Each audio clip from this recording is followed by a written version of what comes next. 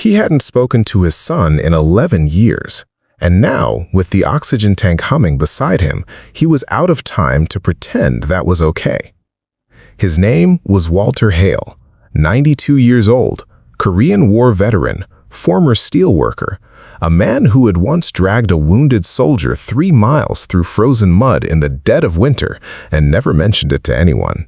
Not once. Not even to his wife. That was Walter. He carried heavy things quietly, always had. He sat now in a narrow room at the Cedar Wood Veterans Home in rural Ohio. The chair beneath him had molded to the shape of his body over years of sitting in it. The lamp on the nightstand was old. The curtains were thin, and on the wall above his bed, taped with 2 small pieces of Scotch tape, was a black and white photograph of a woman laughing on a summer beach. That was Margaret, his wife of 41 years, gone since 2009. Walter looked at that photograph every single morning when he opened his eyes, and every single night before he closed them. Not out of habit, out of something he had no word for anymore. Something that lived right below the ribs and never fully went away. He hadn't rearranged this room once since she died. Her coffee mug was still on the shelf. Her reading glasses were still folded on the windowsill. 15 years later, and he still couldn't move them. Moving them would mean she was really gone. And some mornings, Walter still wasn't ready for that. The staff at Cedarwood called him the quiet one, not because he was frail, not because his mind had gone soft, but because Walter Hale had already made peace with most of life's cruelties. He didn't complain about the food, didn't argue about the television, didn't ask for anything extra. He had survived too much to waste energy on small battles. But there was one thing, one wound that had never closed, never scabbed over, never stopped bleeding quietly beneath everything else. His son. Thomas Hale was 61 years old. He lived in Portland, Oregon. He had a house with a deck that looked out over tall trees, a wife named Ellen who kept a garden, 2 teenage granddaughters named Lily and Sophie, who Walter had only ever seen in photographs on a Facebook page a young nurse had helped him find one evening. Walter had stared at those photographs for a long time. Lily had Margaret's jaw. Sophie had Margaret's eyes. That particular shade of gray-green that Walter hadn't seen on another human face since the day Margaret died. He had closed the laptop and sat in the dark for almost an hour. He hadn't told anyone why.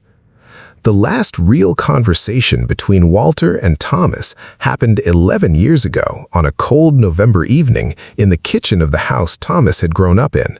It had started over something small, the way most devastating things do, and it had ended with a door slamming so hard the window above the sink rattled in its frame.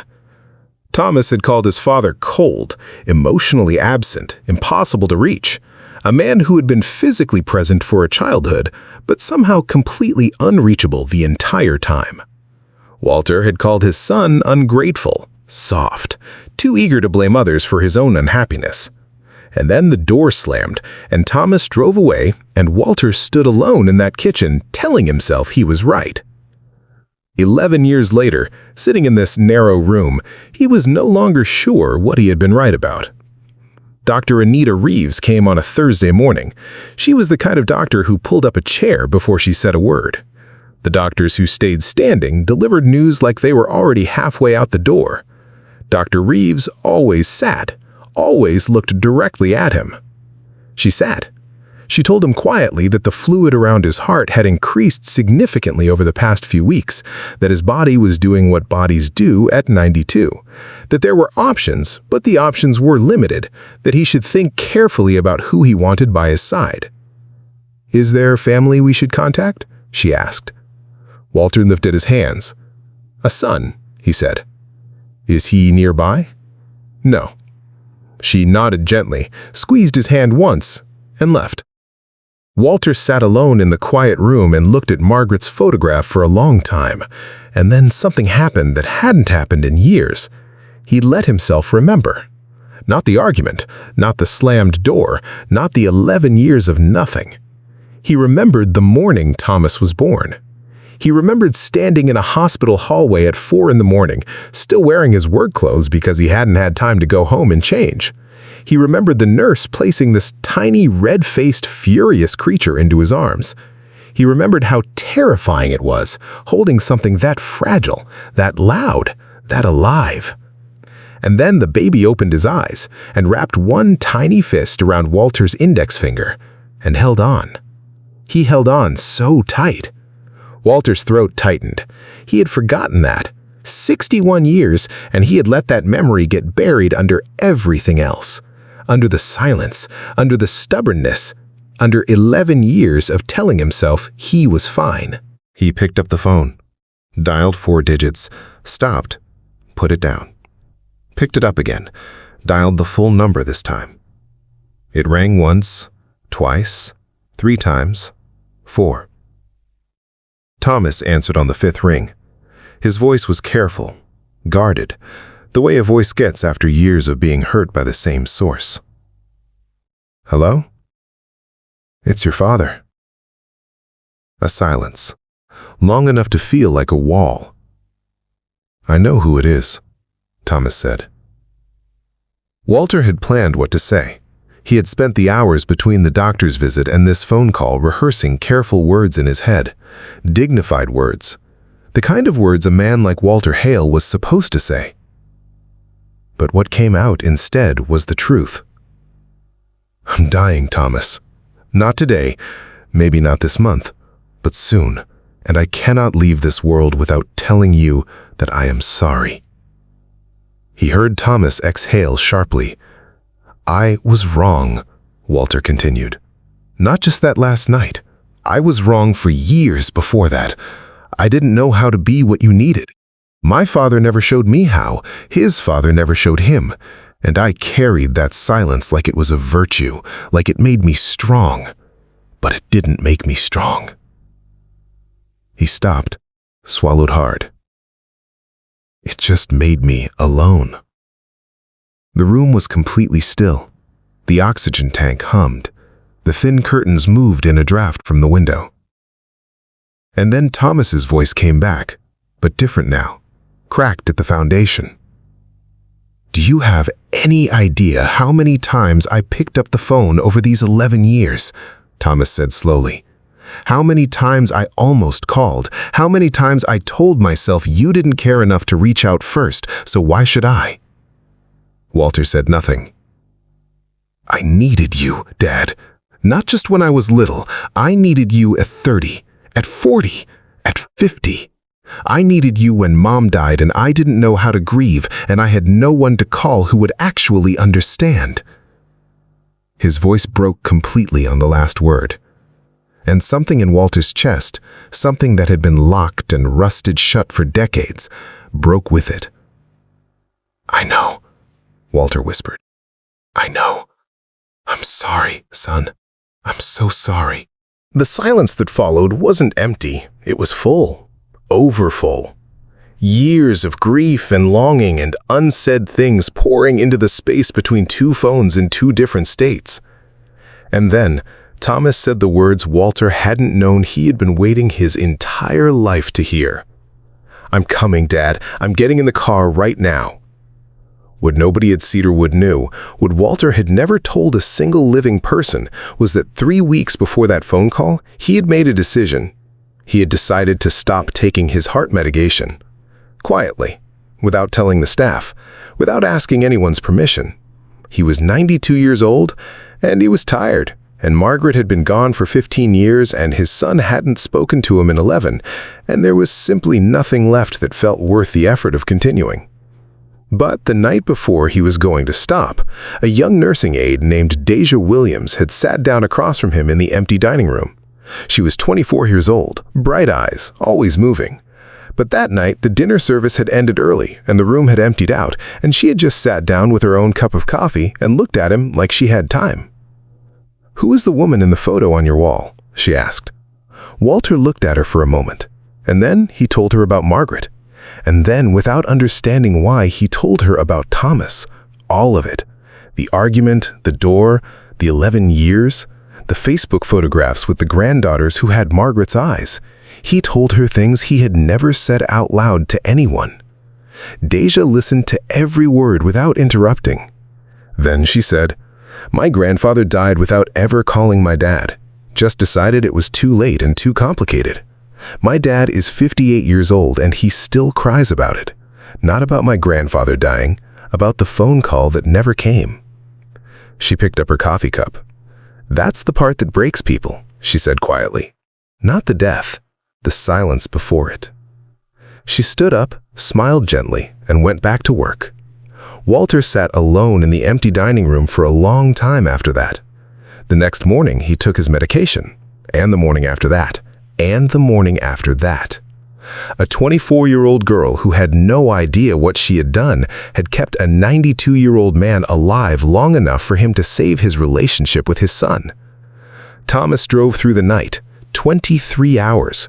He and Ellen took turns at the wheel, stopping only for gas and coffee. Ellen hadn't hesitated for a single second when Thomas told her. She stood up, walked to the bedroom, and started packing a bag. They pulled into the Cedarwood parking lot at 6:47 in the morning.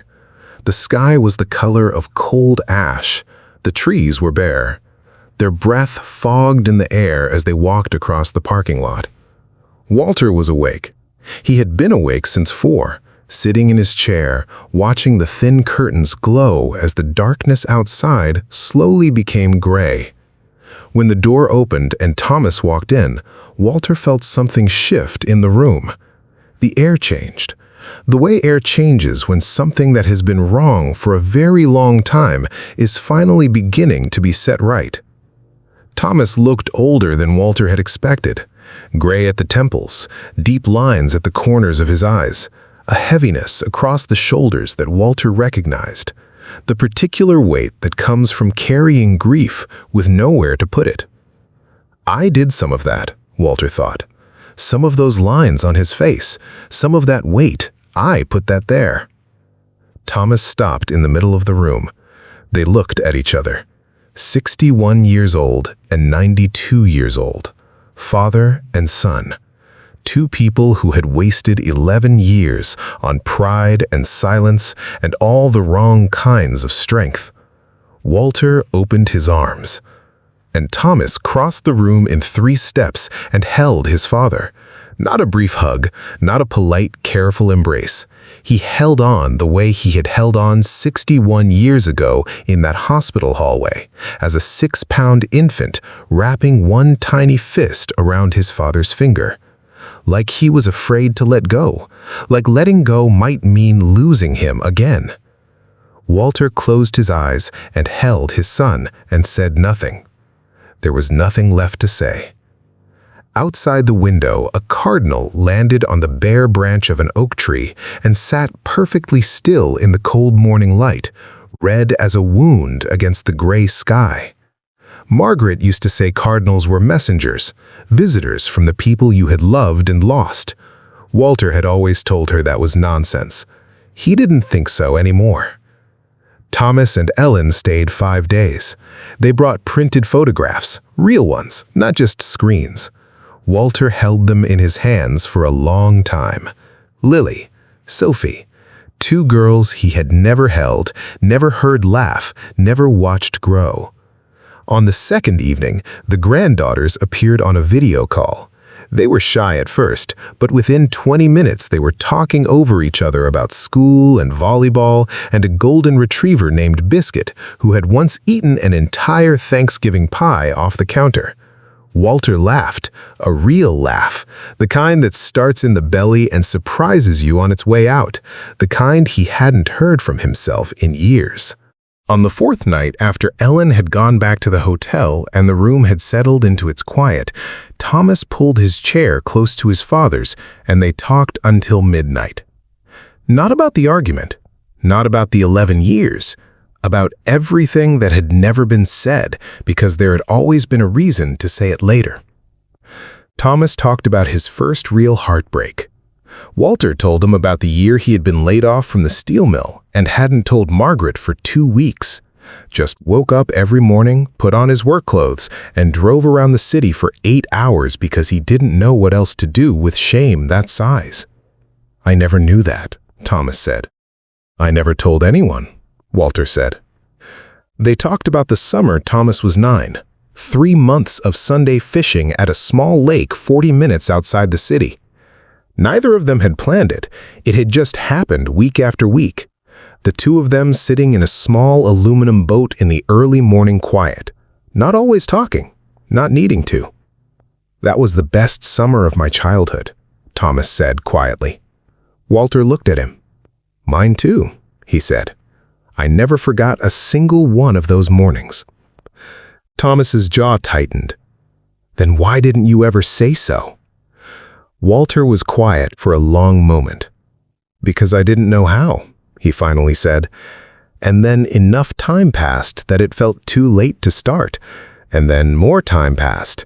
And somewhere along the way I convinced myself you already knew. Thomas looked at the floor. That's the whole story, isn't it? He said. That's all of it, right there.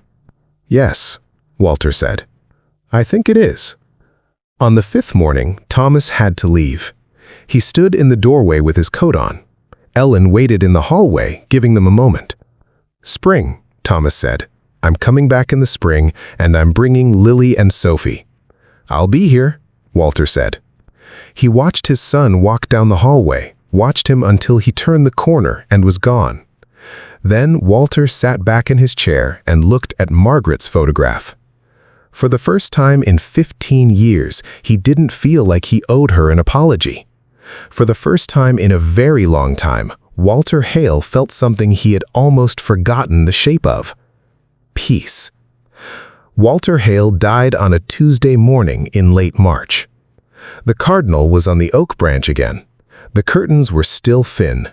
The oxygen tank had gone quiet sometime in the night, in that still dark hour before the world begins to wake. The staff found him in his chair, not in his bed, in his chair, facing the window, facing the oak tree and the cardinal and the pale early light. On his nightstand, beside the large button phone and the old lamp, there was a single folded sheet of paper. A letter written in the slow, deliberate handwriting of a man who knew his hands were running out of time and wanted every word to count. It was addressed to Lily and Sophie. It said, "By the time you read this, I will be gone, and we will not have had enough time together. That is my fault. I want you to know that. The distance between us was never because of anything you did. It was because of choices I made long before you were born, and I am more sorry for that than I know how to say. Your eyes are your great-grandmother's Margaret's eyes. She was the finest human being I ever knew. She would have loved you fiercely and without condition. Try to be like her. Be patient with your father. He loves you with everything he has. He is better at showing it than I ever was. And last, don't wait. Whatever you are holding back, whatever you are saving for the right moment, the right time, the right version of yourself, don't wait for it. I spent 92 years learning that there is no right time. There is only now. The moment you are in. The people sitting next to you right now. Use it. Use all of it. I love you. I should have said that to more people more often. Your grandfather, Walter." Thomas got the call on a Wednesday morning. He sat down on the kitchen floor when it came. Just sat down right there on the tile and stayed for a while. Ellen sat down next to him. They stayed there together until the grief shifted enough to stand. Thomas flew out the next morning. He stood in Walter's narrow room and looked at the chair by the window and the photograph of Margaret on the wall and the coffee mug on the shelf that had been there for 15 years. He didn't move any of it. He understood now why his father hadn't. He folded the letter carefully and put it in his coat pocket close to his chest. He would give it to Lily and Sophie when they were ready. And someday, years from now, when they had children of their own, they would take it out and read it again. And Walter Hale would reach forward through time and do what he had failed to do in life. He would show up. He never made it to spring, but he didn't die in silence. And in a life full of regrets, that was the one thing Walter Hale got exactly right.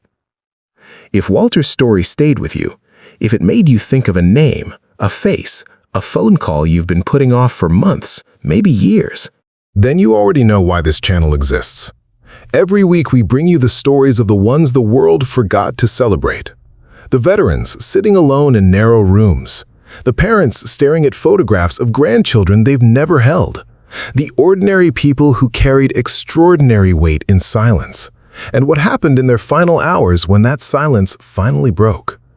If this story moved you, subscribe, share it, put it in front of someone who needs it today. You might be sending them the one thing that finally gives them the courage to make the call. And leave a comment below with one person you're going to reach out to today. One name, that's all. We read every single one. Silence is a choice, and it has a cost.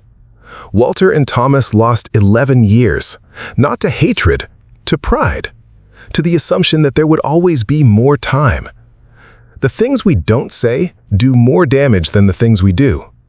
Thomas didn't suffer because his father said cruel things. He suffered because his father said almost nothing at all. It is never too late until suddenly it is. Walter made it. Millions of people every year don't. The window is open right now. Strangers can save us in ways our families cannot. Deja had no idea what she did that night in the dining room. She just told the truth about her own pain. That was enough to keep a man alive. Show up before you have to.